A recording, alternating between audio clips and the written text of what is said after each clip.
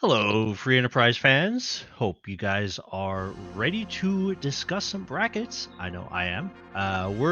This is the stream where we're gonna talk about the 64 racers that managed to get past the qualifying stage and make it into the big old bracket that we have known as Zemus Zone 4. I am Flurry14. I'll be moderating this discussion, and with me I have three amazing panelists that will be talking all about this massive bracket that we've got put together. First off, we have our admin extraordinaire who has put in a ton of work getting those qualifier races good to go. That would be Alicel. How are you doing? I am doing fantastic. How are you today? Doing pretty good. Really excited for next week for me. We'll see how that tournament goes. Second up, I think he's still looking for his moon pearl from the multi-world he ran this morning. We have Baka Shinobi. How are you? Hi, have you seen my moon pearl? It's been 4 hours and I don't have one yet. I'm doing great. I hear it's somewhere in Sphere 57. But yeah, good to have you here as well. And then we have our newly minted pink name getting his introduction into admin work. Solaris, great to have you here. How are you doing? Hi, I'm great. I am super excited to be here and talk about some bracket and some draft stuff. I'm great. How are you doing? You doing awesome. But that's okay. I'm gonna re-ask it. Hey, why not? Cool. So let's talk about how we got to the bracket here after the qualifiers were completed. We took our top. How it worked basically is the top 16 players are ranked by the qualifiers. Did a snake draft, which means first goes first, 16th goes 16th, and then we start at 16, go back around, and then start back at 1 until we've drafted all the remaining players. You got to pick your opponent, but you also got to pick the two racers that would be in the adjacent brackets. So not only you get your opponent, you also get to know who your next opponent potentially could be. And now every match will be a best of 3. So players will now face off in the best of 3 matches. Bottom half of the bracket is going to go this coming week. Top half of the bracket is going to go next week. Our admin team might actually explode if we try to run hundreds of matches in 1 week. So we're giving our team a little bit of a break, doing half of it 1 week and half of it the next week. We'll have the details on that as we approach the end. I did want to ask, Baka and Solaris, you both were drafters for this tournament. So I got to know, we saw in a previous tournament how draft quote-unquote strategy happened to play out. Baka, let's have you go first. Was there any actual strategy coming into this draft for you? Or yeah, I used my Zemus Zone 3 strategy. It was great. Actually, I applied a little bit of strategy this time. Small amount. Not much, though. Okay, how about you, Solaris? So I had two primary objectives in mind with drafting. The first was I wanted my opponent to be the fairest possible, and I figured the fairest possible was the opposite end of the seating for me. So I was just gonna pick from around there. That's sort of like bottom up. So that's how I got my opponent. And then for the rest of it, though, I don't know if this is the restreamer in me, but I actually just wanted to put together a really good matchup. And I thought Sorbs might get taken pretty soon. So I mean, we're talking about my pick there, but my strategy for my adjacent was to pick two people that I think would be a really good matchup, and then would also be fun for me to play against. And friends were also in mind for that, but that's as far as my strategy got. I was very close to just sort of like spinning a wheel. Nice. Yeah, we did. Well, speaking of spinning the wheel, we definitely had that happen at one point in time. There was quite a bit of strategies, from picking randomly to picking from the bottom to making sure you don't face Zilch in the 5th straight tournament. All of those were in play at some point in time. So speaking of the matchups, how about we dive right in and look at the top section of the Odin region. So let's go ahead and move that on to the next one, and there we go. Our drafter. We had 2 drafters. The first one was the number 1 seed X Pancraz. He decided to go with a wheel to draft, and as a result, his opponent will be Stupid Sexy Flanders, and adjacent to him will be Zald and Fried Potato. Opposite them on the top of the half, or on the top half of the Odin region, we have Pyre, who drafted. Pyre has Iklopfer as his opponent, and Mike 34 versus Saradin as the adjacent. Alicel, what you think about this set of runners? Well, there's a couple of new names. I see at least one Pink Puff kind of in this group. Pancraz, definitely terrifying, sweeping the finals of ZZ3. Was that ZZ3? LHL, I think. LHL, yes, Yes. LHL. ZZ3 is still going on. It never ended. But definitely a big shark in the water there. But yeah, just great to see some new names as well. Yeah, we definitely have a good mix in here of runners that have made deep tournament runs, runners that have made like the latter stages, and runners that are appearing on the first time. For example, Fried Potato has basically made their debut on the ladder and has been doing absolutely phenomenal. Solaris, you have any thoughts on this section before we move on? Actually, the thing I wanted to are we talking about a pick order also with drafting, or is that something we're talking about later? Are we talking about it at all? Yeah, if you want to talk about the pick order here, go right ahead. I just want to point out Klopfer being the very last choice. Pyre being the last of like the 16th seed, sort of getting the last player. Really kind of showing this is a player that I've watched on and off for I feel like quite a while, that like nobody wanted to draft basically. I mean, of course we had our strategy and some meme picks and whatnot, but I think that's going to be a really fun one to watch for me personally, and also Potato and a couple others that really came from just the ladder and really have shown, like I've talked to Tip Potato before and he's just said like he's played this game for a long time and just ladder was the first time that he was like, yeah, I'm just gonna really go for it, and seeing him here now in the tournament's really exciting. Yeah, I have to say, for Pancraz, who went with Wheel of Competitors, Spin, Spin, Spin, tell me the match I've got to win, he's got a real stacked bracket. Yeah, I agree. Yeah, sometimes the wheel giveth and sometimes it taketh away. Putting this together, trying to type out Fried Potato's name was an ordeal in and of itself. Is the one thing I caught from this particular section. But yeah, this is going to be a good one. And speaking of Odin, let's go ahead and check out the bottom half of the Odin region, where we will get to see our 8-9 drafters. So we have Woobear, who drafted Aegis as his opponent. Rex Roll and Ikir will be the adjacent matchup there. Possum, surprise, surprise, is facing off against Zoe.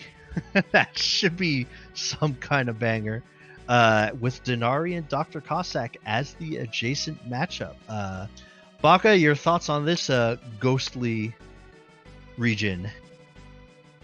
Woobear applied strategy, which is he didn't go and directly participate, but said he wanted to go and pick from the bottom of the list. And being one of the top, I believe he was number 4 or so. He was pretty high up, so he got with the rest of the drafters going and making their choices, got to pick Aegis, which 64th seed is a very secure way of going and drafting, and I'm not going to go and downplay it in the slightest. Woobear is definitely a strong opponent and just is very competitive. And Rexroll versus Ikir is another interesting one, because both of them have been in past Zemus zones, so I'm very curious how that is going to go and come out. And yeah, Aegis it has been putting in a lot of work. Woobear is a stiff opponent, very high ranked, so that is just going to be very hard for Woobear to go or for Aegis to go against, but everyone's got a shot. Possum and Possum side is a bit more, let's go and have a bunch of good fights, because Possum has definitely shown interest in taking on Zoe and is interested in taking on opponents from the other half of his bracket as well. So that is going to be something I'm excited to see. Yeah, if memory serves me correctly, I believe Woobear and Ikir have both made a top 16 in a Zemus zone, and Rex has made a top 32.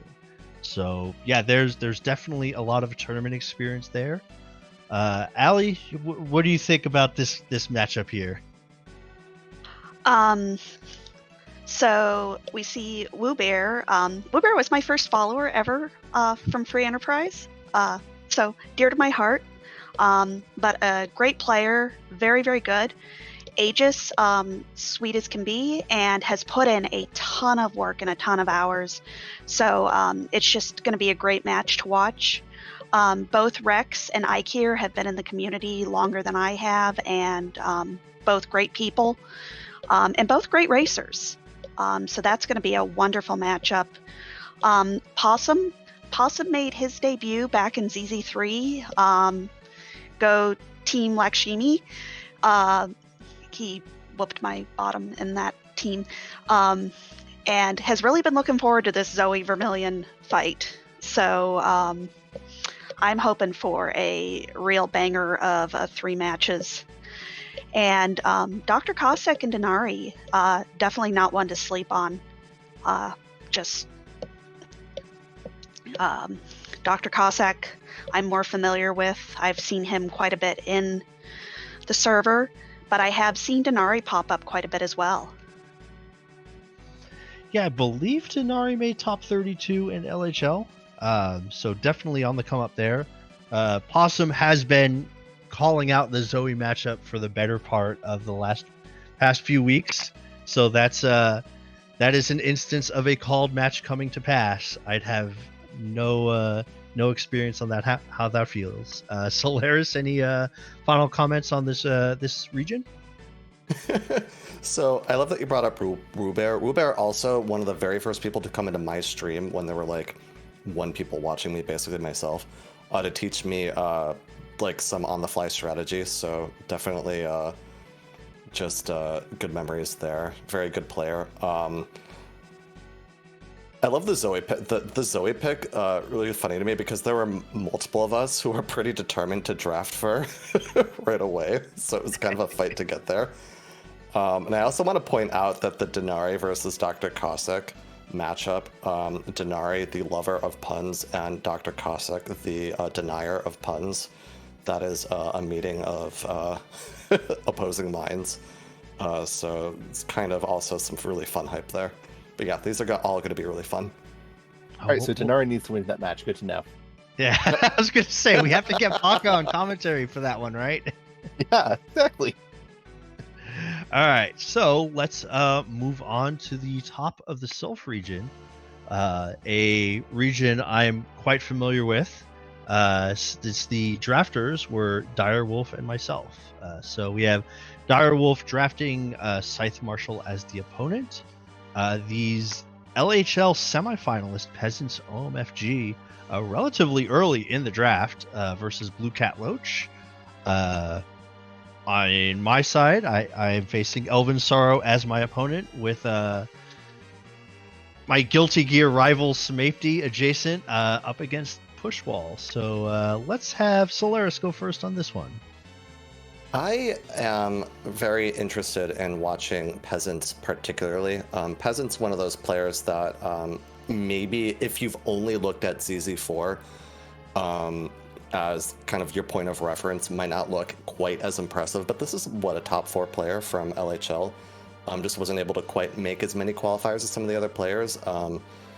That's definitely one to watch out for, and if it comes towards the sort of Peasants versus Direwolf, I think that'll be a lot of fun to watch. Dire also a player who kind of very much in and out. Well, another player I kind of encountered very early on in my Free Enterprise career, sort of came out of the woodwork, almost out of nowhere, to just snipe third or fourth place that he ended up at.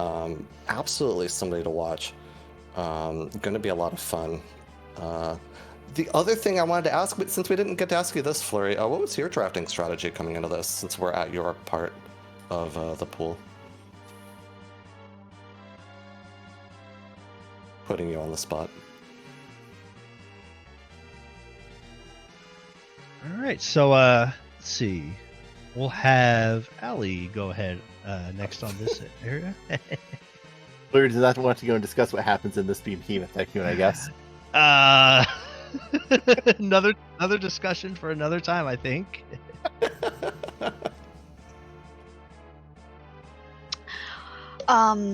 Yeah, this there's some nasty names in this. Peasants is one that I've seen for a long time. Did great in LHL, but has kind of been on the board all throughout. Just since I've been a part of the community. We've got some newer names in here. Scythe Marshall has been putting in a ton of work and made quite a few of those qualifiers. Flurry is terrifying, and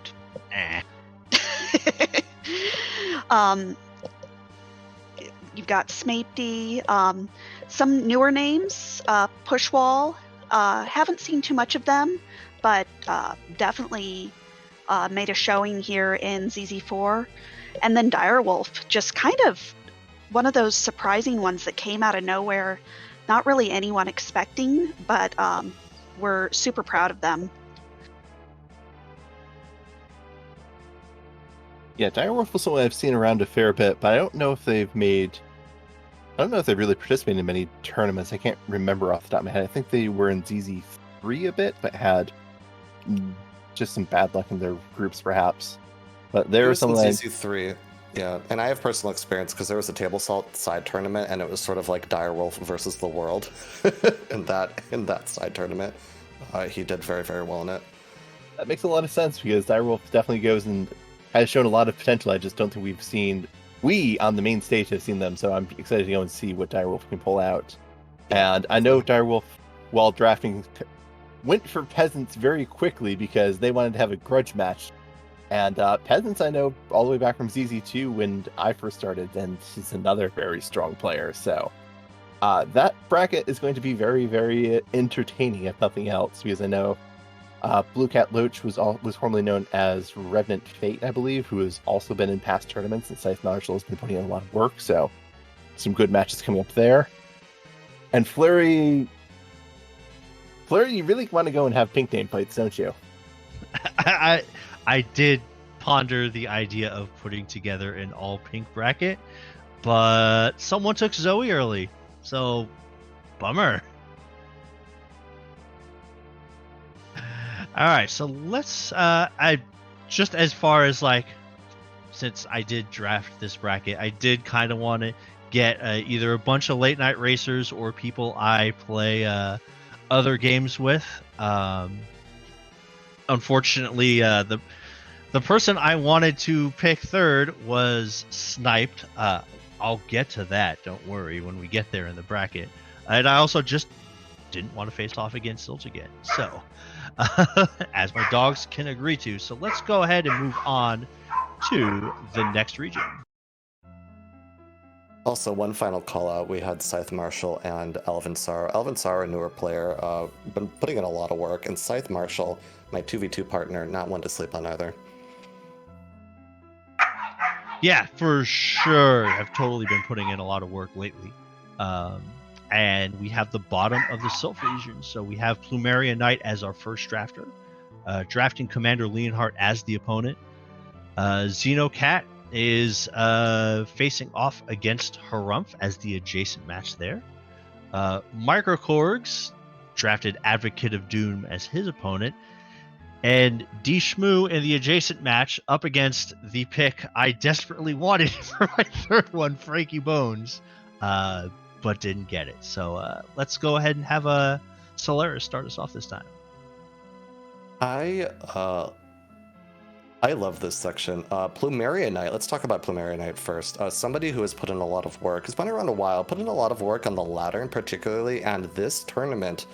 It's a player who was able to play in every single qualifier and really rock, I'd say, a majority of them that he was in. That is definitely going to be a good match. Commander Leonhardt, also longtime stay in our community, will have a hard fight against Plumeria Knight.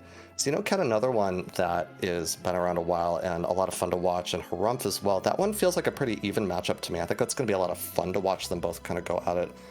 And then Microkorg's sort of my table salt comrade in arms, both of us playing that side tournament around the same time. And drafting Dishmu, somebody that had been on my mind, the person who put on the table salt tournament. So I see that draft pick. I don't know. I think the site's gonna be a lot of fun to watch. Alrighty, Allie. Yeah, a lot of big names in our community in here. First of all, Plumeria Knight, who so many qualifiers, but just did a wonderful job. Put in a lot of work. And then Commander, who just a fantastic person, and just has been increasing in skill since he started in the community, just putting in more and more work. Then we have Xenocat versus Harumph, two of our restreamers, restream team. Xenocat, just the amount of just improvement from each tournament to tournament has been awesome to see. And Harumph is not one to sleep on. Just watch that match. Here on the other side, we'll start with D. Shmoo. Not only had Shmoo put on the table salt, but also was the winner of the Hummingway Open. I'm sorry.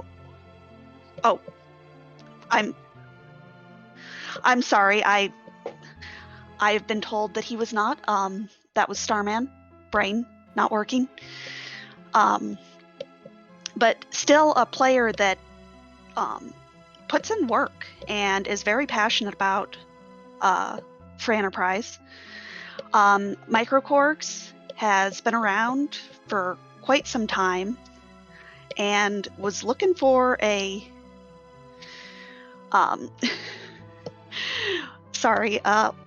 was kind of looking for a different sort of matchup with Advocate of Doom. I think Advocate of Doom, Microcourse has a wrestling thing he's going on, if I'm not mistaken, and I believe he was looking for some people in that. But yeah, I agree. This is definitely a very interesting looking quadrant. I believe, if I'm not mistaken, Xenocat was one of the few people in the previous tournament who took a match off of the current first place seed Pancraz. Yes, he was. Yeah, that is the name to remember, because Pancraz is scary if you've watched him play, and anyone who takes games off him is going to be one to go and be very interested in. So Plumeria Knight's whole quadrant is going to be, I don't want to say a bloodbath, but you may want to go and keep some cleaner on hand. Microkorgs, I know, has definitely been putting out a lot of work in the ladder as well, and I am not super familiar with Advocate of Doom, but I do know that Dishmu and Franking Bones have been both in numerous past tournaments, so that is going to be another fun set to go and watch. Yeah, I completely agree. Having watched a chunk of that tournament, I would say the set with Xenocat was probably the closest that Pancraz came to being eliminated throughout the rest of the tournament. So look out. there's definitely a deep run there that is possible. And I believe, I think Ali had mentioned it. I believe Plumeria Knight was the only one to attend all 15 qualifiers. So that is really impressive. Gets the perfect attendance award, as it was mentioned, I think, in the Discord chat earlier. And with that, I believe we can go on to our next region, which I believe...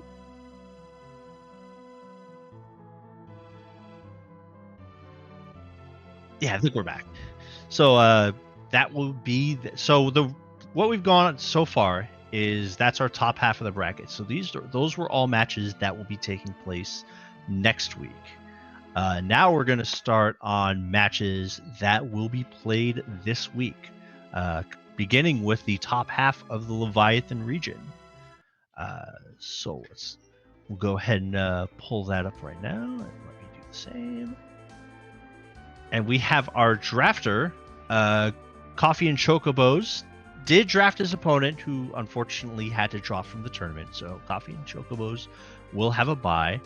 Zilch, thankfully on the opposite side of the bracket, did finish, I believe, qualified 17th, but was still picked relatively early. Will be up against Twisted Flax in what's going to be an interesting match there.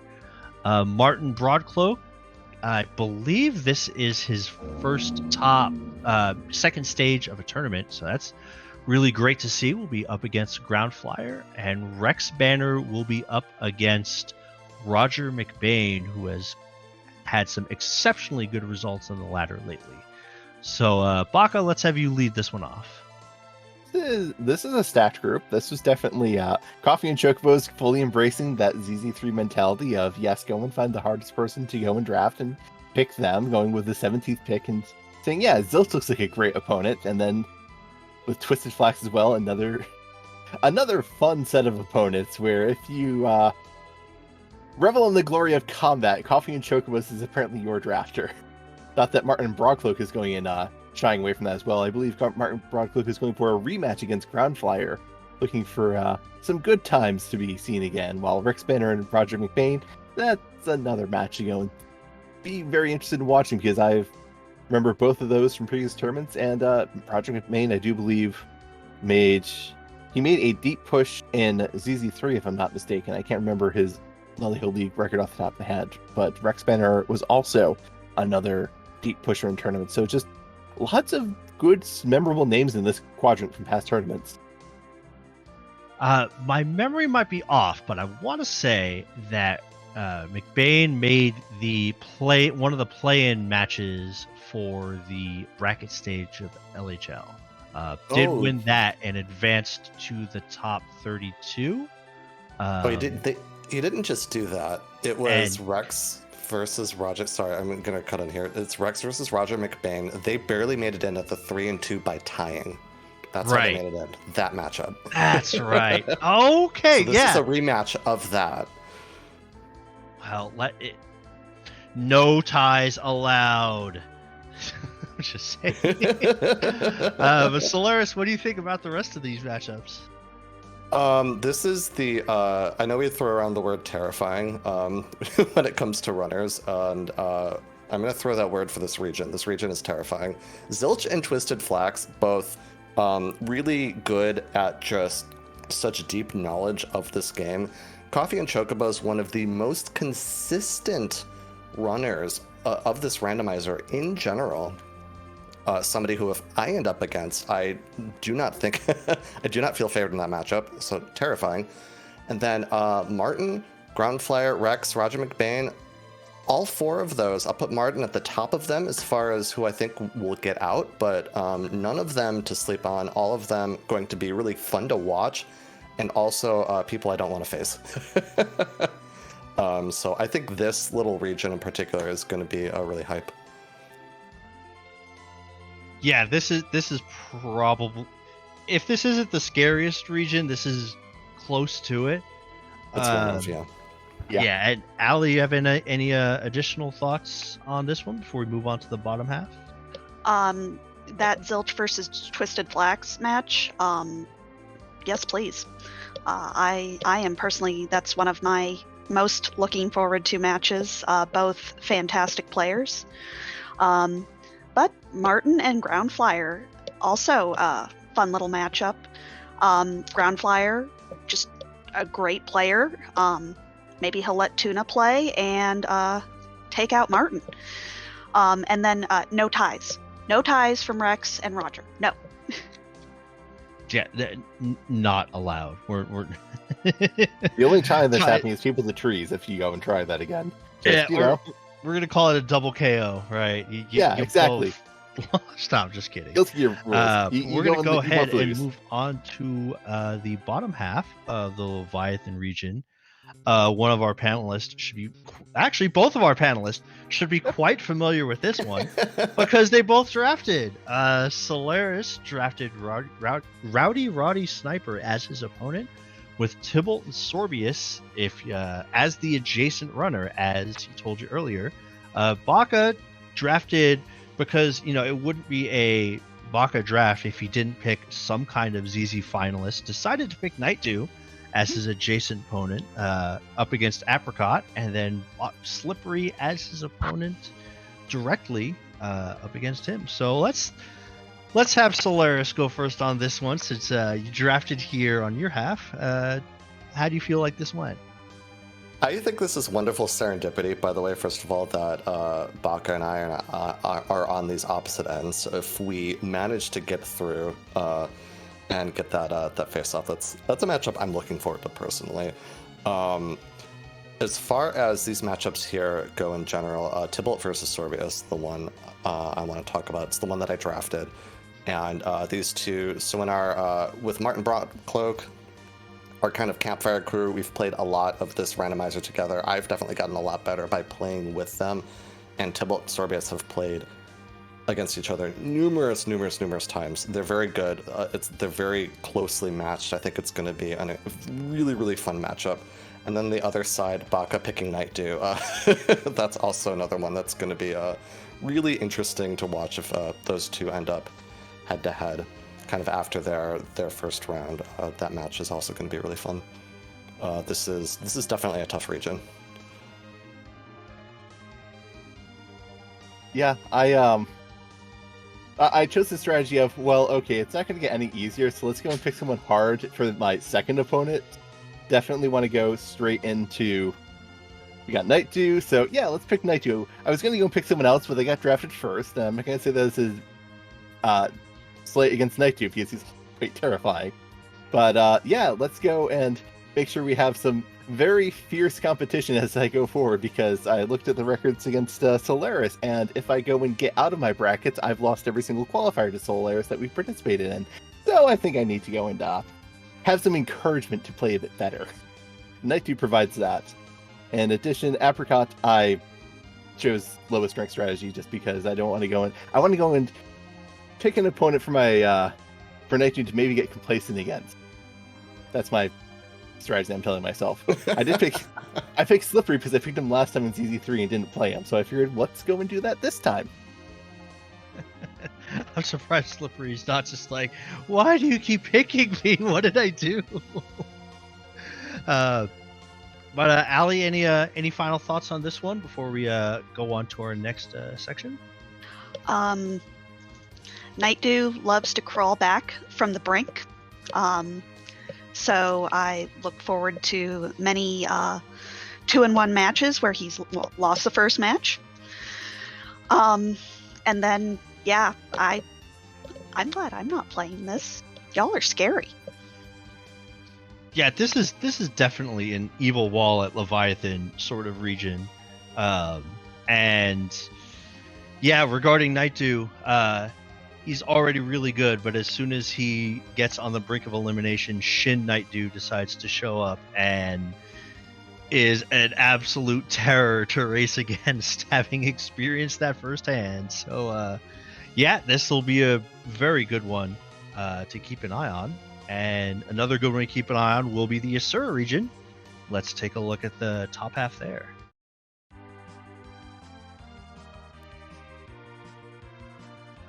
And our drafter here is Dekar Smash, is going up against Lufus, his opponent. Adjacent would be Lord Bobri versus Mecha. The other drafter in this one, attempting to put together an entirely pink puff bracket, Rybon drafting Cubs Rule 21 as his opponent, with NG Dave going up against Scratch Dragon as the adjacent matchup. So, Allie, let's have you lead off this one. I remember seeing that Rybon was a little disappointed that he didn't get all pink puffs. Picking Scratch Dragon instead of a pink puff is quite a decision. Scratch Dragon has been around forever and is kind of scary to watch and play. But on the other side, we've got Descartes Smash against Loof. Two great players. I know Loof is one of our French-Canadian players. Just great people. And Lord Bob Bree versus Mecha, both very good runners. I think that's kind of an even matchup. So that'll be a fun match to watch.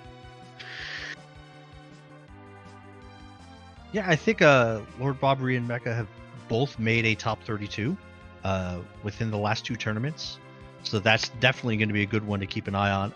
I believe, I think Pancras has mentioned in chat, at the time Rybon had his last draft pick, I think there were only like 3 players left, so I don't think there were any other Pink Puffs available. I know the attempt was made, though. It's still really neat to see 3 Pink Puffs in one pod, so that'll be nice to see. Baka, your thoughts on this one? I'm just amused at I got 3 Pink Puffs and I got Mr. I'm coming for your neck. That is just... I love the implied dichotomy there, even though, it's definitely not going to go and be... Scratch Dragon might be a longtime veteran, but this is not a pod to go and sleep on, because, the Pink Puffs have shown that they are definitely learning and doing their best to get better. And meanwhile, Decker has smashed a lot of people on the ladder and just really gone and shown that he's a very strong player that I don't think has participated in many tournaments, if any, before. So going to be very interesting to see how his quadrant goes. Mecha has been a long-time participant, Lord Bobbery as well. Loof has played a few as well, so it's going to be going... Decker is the one who drafted them and has the least Free Enterprise tournament experience, but has a very strong ladder record, so I'm very curious as to how that quadrant is going to go. It's going to two sets of interesting dichotomies, to be entirely honest, where Decker Smash is the only person who, again, if I'm not mistaken, has not participated in one of the Free Enterprise tournaments against everyone else who is past veterans, and then we have Rybon's group of 3 Pink Puffs, which is the remaining member being a tournament veteran. So again, interesting dichotomy to see here. Yeah, that's a very good point. It's like if you switch to Decker and Scratch Dragon, it's like you have a pretty good theme of where this is going. But yeah, that's very interesting to see. Solaris, your thoughts on this one? I love this Pink Puff area of the region. Rybon in particular, of the Pink Puffs, truly rose to the occasion. In matchups, me personally against Rybon, and I'll say I've gotten pretty okay at this game. I think Rybon and I are probably like 50-50 against each other. 50%, I mean. Like, this is not a player to sleep on. Very, very good. Still has a lot to learn, obviously, as a Pink Puff, but made it into the top 16 of the tournament. Like, I just want to call that out. That's incredible.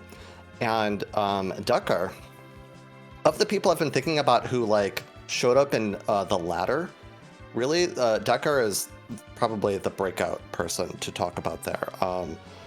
Not only just from, ladder rewards breadth, like playing the different flag sets. I've been watching Decker play ZZ4 in particular. I truly think of the people that could actually win this tournament, Decker is very much up there for me. So this is a person to watch. Yeah, Decker's ladder performance, really in every season, has been absolutely fantastic. Absolutely a threat to make not only a deep run, but as you said, really win the whole thing. But we'll have to contend with the bottom half of the Asura region that we'll be taking a look at next. This will be our final set of 8 racers to participate in this bracket. We have a Stone Dingley as our first drafter, with Bad Karma as his opponent. Hereward will be the adjacent matchup up against Prof. Corey, who has pulled off an upset or two in his tournament experience. We have Ultimate Dogwalker 5792 as the drafter in the second part of this region, aka PK, is up against Boney with Brickety Brick and RN Castro 86 as the adjacent matchup. let's have Solaris go first on this one. So we've got Stone Diggly and Bad Karma on one side. Two players who I believe have made pretty good runs in previous tournaments. Very good runners. PK, whose strategy ended up being his pre-strategy of picking from the bottom up. Something I actually love about that strategy, how that plays out, is that we get Brickety Brick versus RN Castro 86, which I think should be a fairly even matchup, and I think will be a lot of fun to watch. Prof. Corey, also a name I'm familiar with. Hero Ward, pretty new for me, so I'm not, and Boney as well from myself, so I'm not completely sure about those two, but where this ends up, which is probably a Stone Dingley versus PK, or maybe Bad Karma versus PK, that ultimate matchup also will be a lot of fun to watch, so yeah, that's my thoughts here. Nice. Or even Prof. Corey. Prof. Corey in there too. Yeah, I Prof. Corey did have a couple pretty big upsets, if I remember correctly, in the previous in a few previous tournaments. Allie, your thoughts on this one? There's some pretty terrifying names in this. Stone Dingley was in LHL, was I believe 5-1. Almost went 6-0, but Possum stole that from him. Very good player. Bad Karma has been around for the last few tournaments, and should give him a run for his money. PK is terrifying, but fades Antlion, so there's your in, Boney. And then Hero Ward, I'm not too familiar with them, but Prof. Corey has kind of just been upsetting people, I know, at least in LHL. So I'm looking forward to an upset. And then Brickety Brick versus RN Castro, two runners who are pretty evenly matched, and it should be a very good match to watch. Nice. I think we got Baka on this one. Yep. I definitely agree with the Brickety Brick RN Castro match is going to be an interesting one to watch, as they do seem pretty well matched. Stone Dingley, I remember playing in Zemus Zone 3 and barely squeaking out a win in my match against him. So I also looked at my qualifier records against him, and again, I didn't go, and that's not a continuing trend. So I am very interested in seeing how far Stone Dingley goes, because he has been a very strong opponent. Bad Karma is no slouch either, but Stone Dingley has definitely shown very scary opponent, very consistent as well. And Prof. Corey, I also played in Zemus Zone 3, another opponent that I was worried about, and managed to take a win on, but it's not a secure win at all. So, and Hereward has been doing good work on the ladder, so that is going to be a fun matchup as well, I think. PK versus Boney, I think PK is going to go and have to rely on the fact that maybe Antlion doesn't have something for how often he fades it, but PK is just for how aggressive he is as a runner, he is incredibly consistent, which makes him incredibly scary. So anyone who has to play against PK is in a scary position. Yeah, this is a very good example of racers. I don't want to say different paths to get here, but definitely different levels of experience. Castro with a ZZ2 top 32, Dingley with a top 8 in LHL. Hereward with a lot of good work on the ladder, so definitely a lot of potential there, and as much business as I have given, do give, and will continue to give PK. At some point in time, there has to be a deep bracket run in him. This could be the one. So we'll have to see how that goes. And that concludes our 64 racers that are going to be participating in this bracket. Now, I know we did just give y'all a whole bunch of names and a whole bunch of matchups that are going to happen, but when are these all going to happen? Well, we've got the thing for you. We'll let's go ahead and show you which of the matchups will be taking place this week, and which of the matchups will be taking place next week.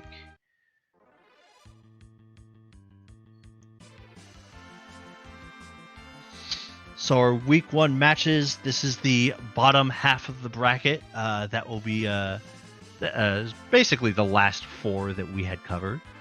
So good overall view of the matchups here.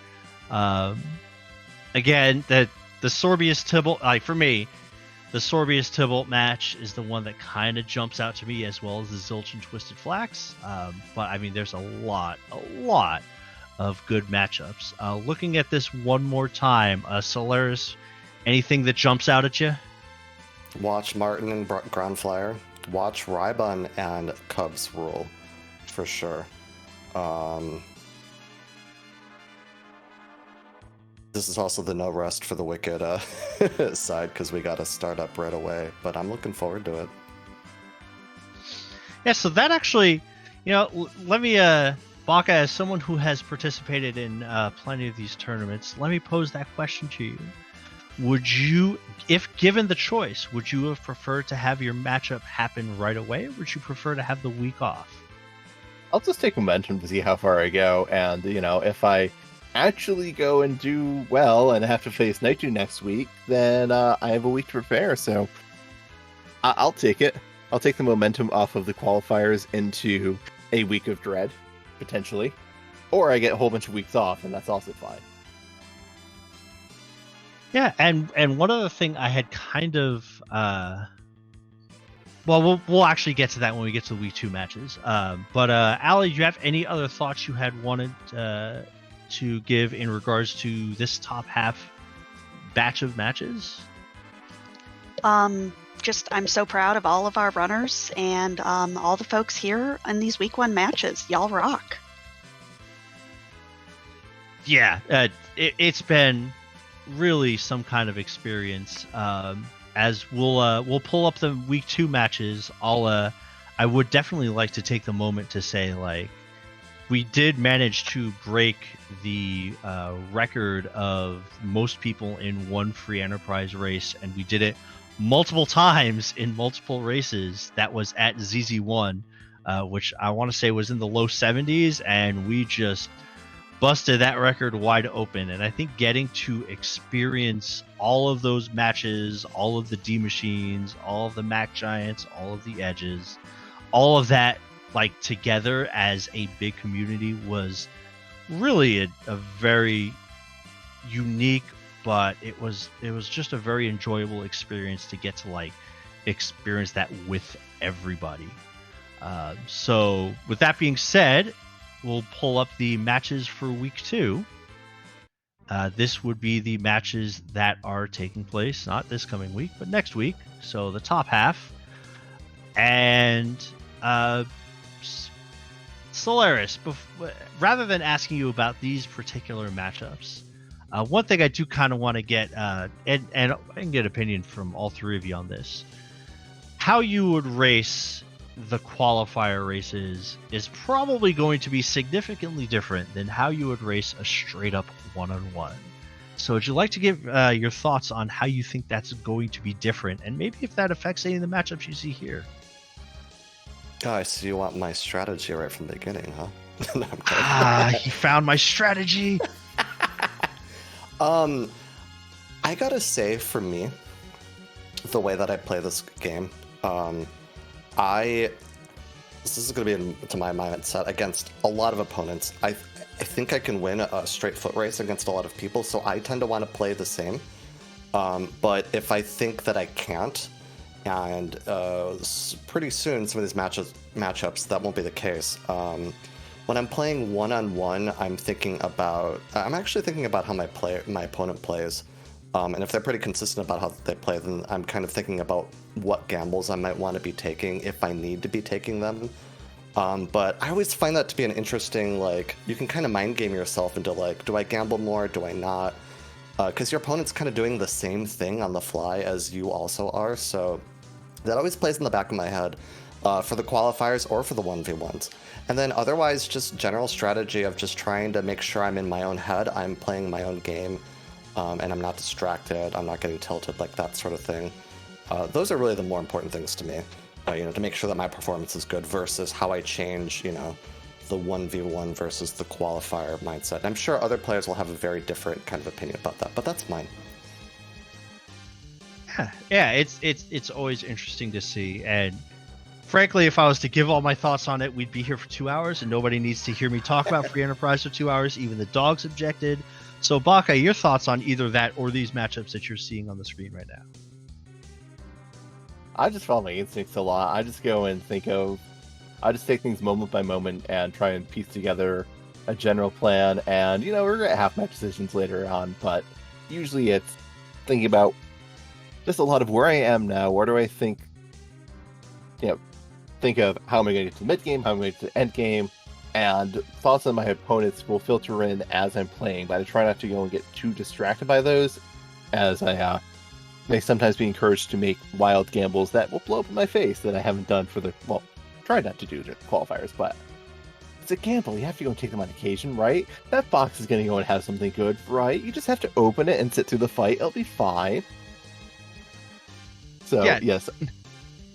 Nothing can ever go wrong. Yeah, exactly. It's not like you can go and waste 5 minutes going and dying to a trap chest fight. So I played a little fast and loose by my instincts in the quals, but I might go and take a bit more of a prepared and diligent path through some of these races. Because you can't go and slouch against anyone, really. And just look at these matches. It's something that's going to go and say, oh yeah, you should go and sleep through these. These are all going to be fun matches and, if nothing else, some interesting way, because even if they have a high-ranked player against a low-ranked one, the low-ranked one is going to go and be very encouraged to make some wild plays, and that's going to be fun to see. Yeah, it's definitely going to be very interesting to see this, not only from like a racer perspective, but Ali, I'd love to get your perspective on, as someone who's already overseen a ton of these, both from the admin but also from the restream and commentary perspective.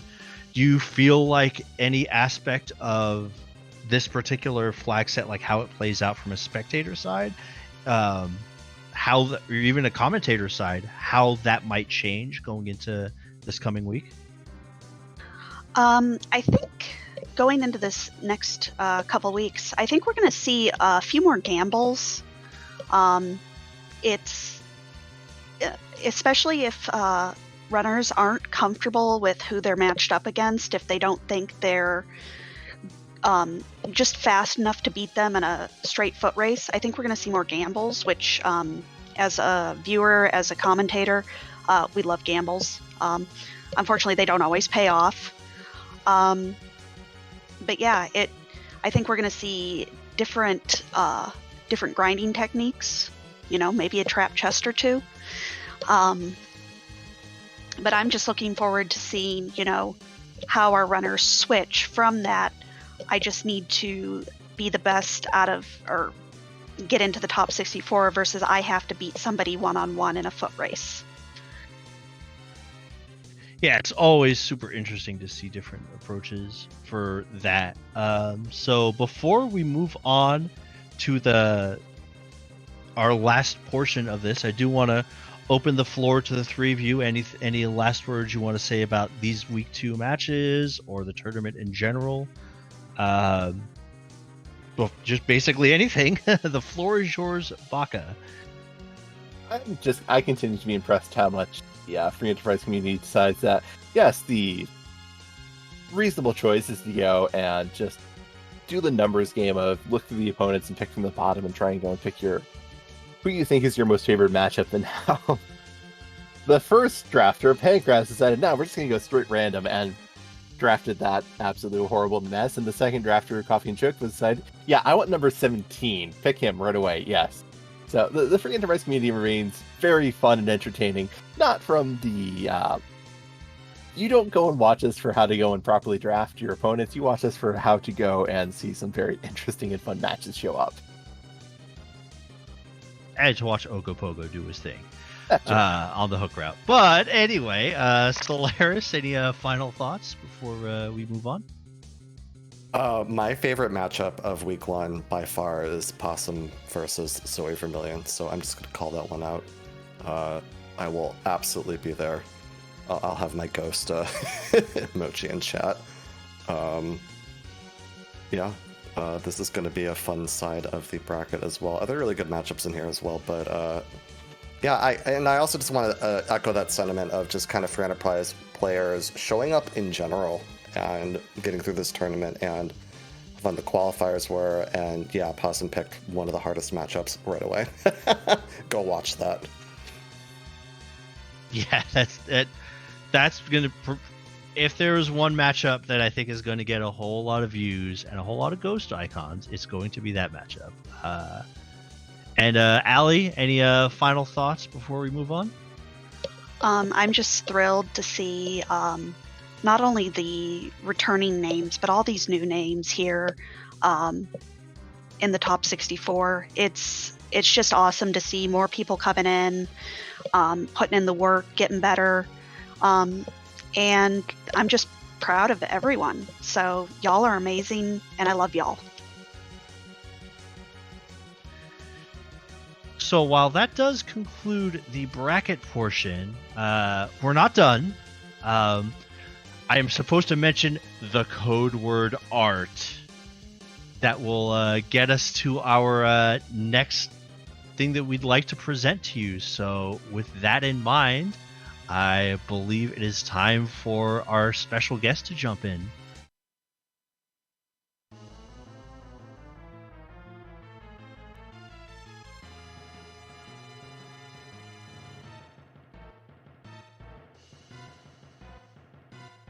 You know, it would help if I unmuted my mic. It really would. But anyway, Hello. that's okay. Hi and hello, everybody. It is your admin, Scala Kitty. I am back. I am very, very excited to once again be involved with all the wonderful free enterprise happenings. Just full disclosure for folks who haven't been following along, I just got out of the hospital. And here I am, back at it again, ready to enjoy the tournament and to be back doing all the wonderful free enterprise things that I love. I am so amazed at how well everyone did running the qualifiers. That means the players, the admin, the restream team, you all did absolutely amazing. You all made me so, so proud, and it was amazing to watch everyone step up while I was sidelined. But we got some new art to show off. One of the fun things that we like to do here with our tournaments is we like to change up the art for the different rounds of the tourney. So let's start off by taking a look at our... There we go. You can now see this is what our bracket round layout is going to be. Solaris put in a great deal of work to have this looking super nice, super crisp. So everything looking really, really fab. I love how this came out. It's the two-player one is always really fun to play with because we have a bit more space, we have a bit more freedom to kind of play around with. But I think the one thing that I really, really want to show off is our new intro. I know there's probably some of you who might have been a little spooked by the White Rabbit, but the White Rabbit has been retired, and we got ourselves a new girl up in here. It's so good. So representing the bracket rounds will be our girl, Rydia. This was a lot of fun to put together. This was done in a mix of different 1970s styles, very much influenced by 1970s anime art, as well as I sort of joke that she's got that Farrah Fawcett hair going on. So I had a lot of fun putting this together.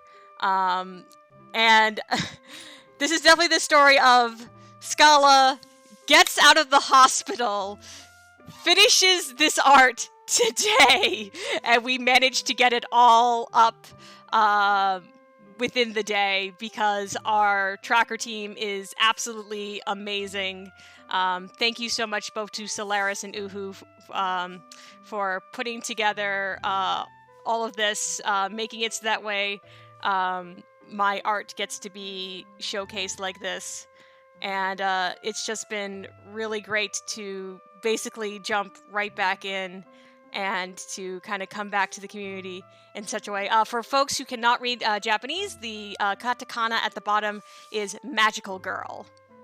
Usually you would write that in kanji to be like maho shoujo, but I wanted to do it in katakana to kind of have that really nice crisp look. Also, lots of stars, lots of rainbows. We got Rydia looking soups cute, and I hope folks will enjoy her as our mascot for the brackets. There will be one more layout change when we get to the finals, and I really hope that people will be able to really enjoy that. People asking about poster versions of these.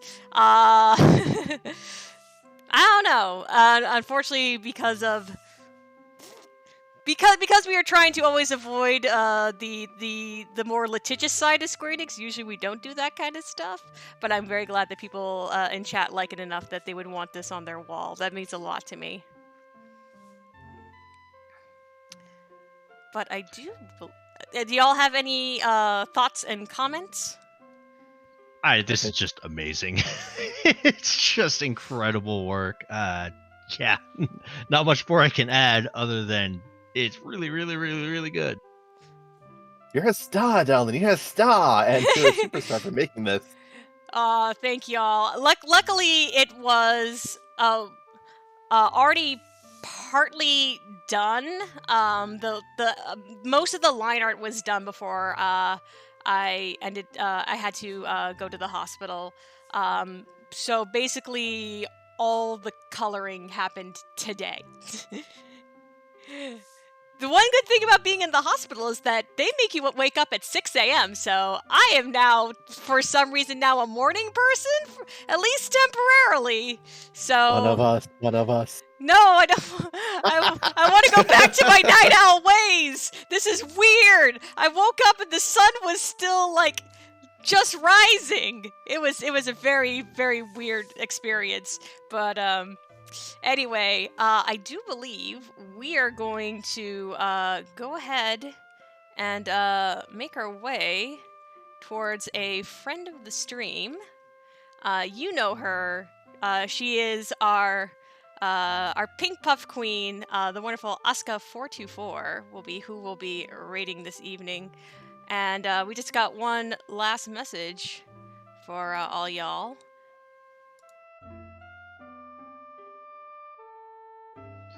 It is good luck and have fun.